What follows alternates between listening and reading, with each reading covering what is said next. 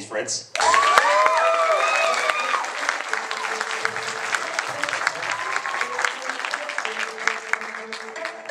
Yeah, one more time for Adam, everybody. I learned something tonight. I'm an ally, apparently. Never heard that term. I just thought I was like the straight scumbag comic that they like because I didn't lazily gay bash for cheap laughs. But ally is a lot easier to say. Thanks for coming out. This is awesome. I am a total piece of shit. I'm like 33. I'm fatter and poorer than I've ever been in my life. Like, I've been saving up for deodorant money a couple days now. It's looking good. It's looking good.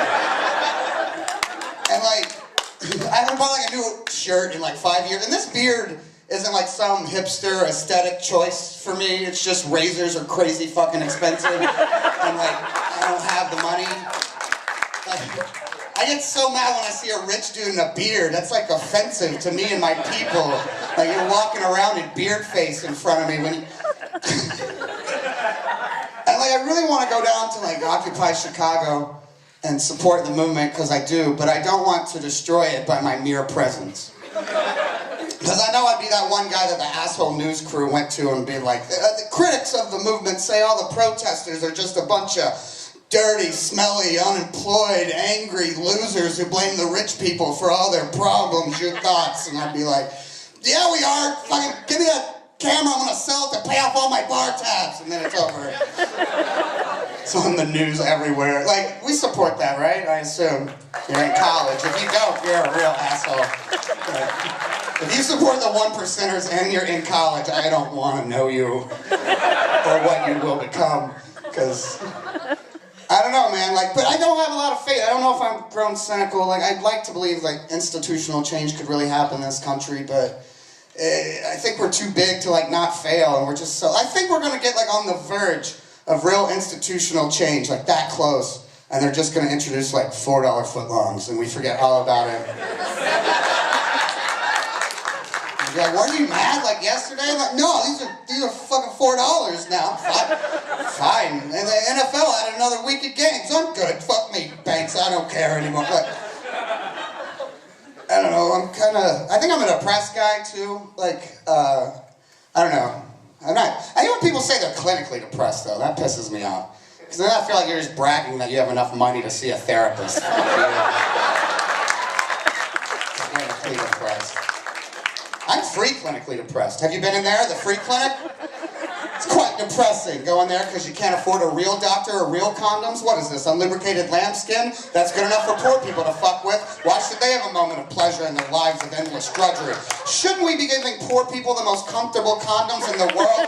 These aren't even ripped for anyone's pleasure. They just throw them in the street and back over them with a city dump truck and go, there's lines on it, fuck away. Condoms should be free in the mail. Like, that's where I'm coming from. Like, I hate when people act like we're such a liberal country. Like, I want the morning after pill on the McDonald's dollar breakfast menu. That's the kind of... And they really should serve it past 10:30. Am I right, folks? What's the deal with that menu? Because those women don't wake up before noon, like, ever. Trust me. I like to sleep in, too. But yeah, I don't know. Like, I've been trying to work on my anger, too. Like, that doesn't seem to be working. I don't know when I got so angry, either. Like, I think it started when I stopped growing.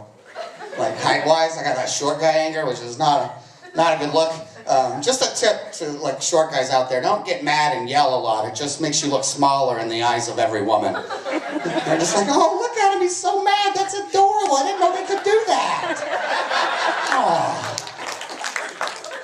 And it's terrible, because it happened like middle school, like when I stopped, like I hit 5'8", like, all right, 5'7". I hit like 5'7", and just stopped, and like, I'm from Kentucky, all we have is racism, weed, and basketball, and I really like two of those things, and I wanted to play basketball with my black friends and get high afterwards, but no, they don't see a lot of 5'7" white guys in the pros, so I stopped growing.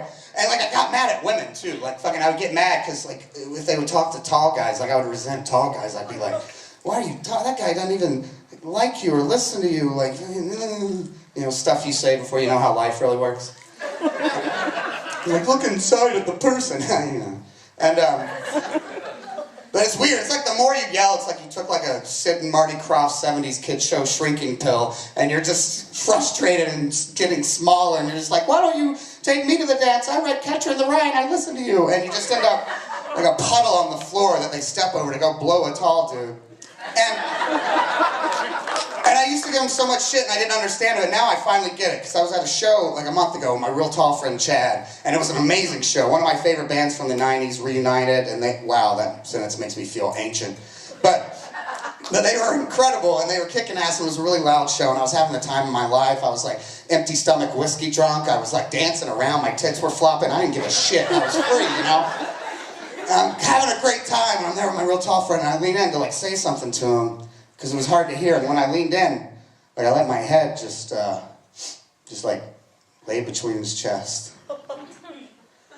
And like for the first time since I was a child, I felt safe. So I get it, ladies, tall guys rule. Tall guys are the best. No homo, no homo. That's what I'd have to say if I was working a black club. Oh my God. We get it, black people, you don't like the gays. I'm calling your bluff, by the way. That's such bullshit. Prince, Little Richard, Michael Jackson, all geniuses, but you can't stand gay people. You let Cisco run wild with silver hair for a decade, but you can't stand the gays. Give me a break. Don't you know when minorities fight each other, there's just a rich, straight white guy sitting in a tower, looking down, twirling his evil mustache and jacking off into a bucket of KFC? That's what happens. I've seen the Barbara Bush tapes. And yes, I'm saying she's a man because I don't think that much evil can come out of a vagina. But no, I love gay dudes. Who else is going to give me coke and call me pretty? A woman hasn't done that in 10 years. Apparently I'm a bear, I don't know. But rare. Best friends, see, simple math.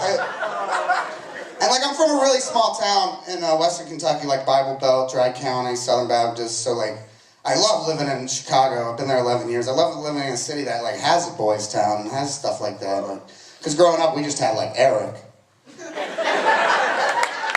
And I was like, oh Eric, you're so sad. You should like find a town and fill it full of boys, you know?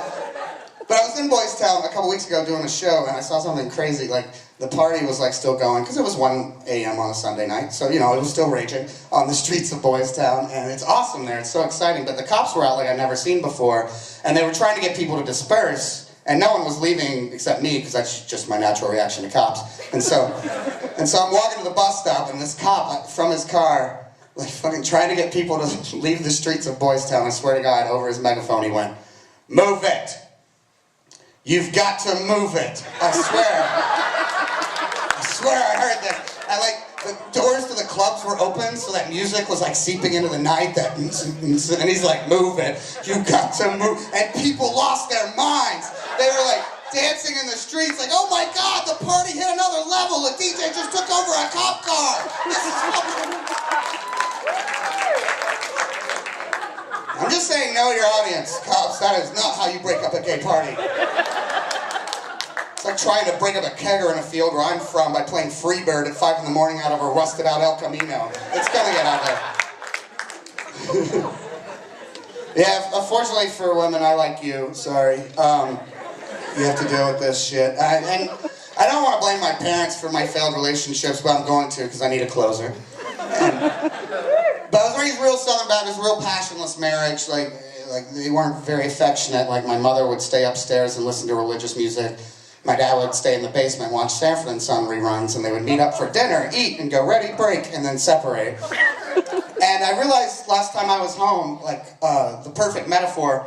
Look, because like a lot of parents stay together for the kids, they're staying together for Jesus, and he never goes away to college, you know, ever. And I realized the perfect metaphor for my parents' marriage has to be the bathroom door in the house I grew up in. Because there's a hole in the door that my dad punched through when I was like 4 years old. Because my mother was in there taking too long of a shit than a Christian woman's supposed to take. I think it says in Leviticus, she shall be in the loo no more than 15 minutes, less it's 47 days in the field. And she had an extra salty ham that day, so she was pinching off like a 25-minute loaf. And so my father to convey his displeasure, since words are for pussies, decides to just punch a fucking hole through the bathroom door wherein his wife is taking a shit. And that's not the fucked up part. The fucked up part is, to this day, these cheap assholes haven't replaced a $40 wooden door. No, what do? My mom took a quilted hand towel with a rose on it, pinned it up, and covered up the rage hole. And that's the perfect metaphor of a Christian marriage. Heaven forbid you come over for dinner sometime and lift up the hate doily and see the swirling hellmouth of truth underneath while you're trying to digest your apple pie. Praise his name. He is Lord, all right? How a woman can believe in the Bible literally blows my mind. I've read the book. It says you're property. That's like a black person defending slavery by going, well, we do get uppity sometimes. No, ladies. Have some self-respect, you know? And my mom's not a dumb woman, you know? Like, I love my mom. Like, in her public life, she was like the first female principal in our hometown, like, fought the old boys network. I'm like, go mom, but religion teaches you to compartmentalize that shit. And then when she came home, just submit. And I feel so bad for her because she hasn't really gotten a chance to live a life. She got married real young to my dad. Like, she's from a tinier town than me in bumfuck North Carolina. She's never had a drink of alcohol in her life, never said a curse word in her life, never been with anyone but my father in her life, who I'm just guessing from his everyday conversation he's not a very giving lover. But has you for a son. That's my fault? No, I'm just saying, you know, things that have led to your mother's disappointments, that's all. My mother loves me. I'm not a disappointment, I'm the good kid. You should see my sister. Her last boyfriend was a meth head who liked to film her while she slept. So I'm doing all right. And I'm not heckling someone at a college show in the third fucking row, but...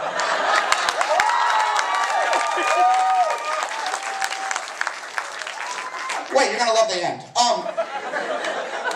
But yeah, no, I love my mom. Like, she gave me my heart, but she hasn't really gotten a chance to live a lot, you know? And this might sound weird, my friend, but before she dies, I just really want my dad to butt fuck my mom. And I want it taped, and I want to see it. Not the whole act. I'm not disgusting. I just want a tight close-up of her eyes the moment they open wide, and she realizes that there's a world full of possibilities out there, and you only get one ride on this planet, and you kind of have to try different things before you know who you truly are inside, and then maybe next Thanksgiving we can all do mushrooms together. And if anybody didn't like that joke, I just question how much you really love your mommy. Have a great night, everybody. Enjoy the rest of the show.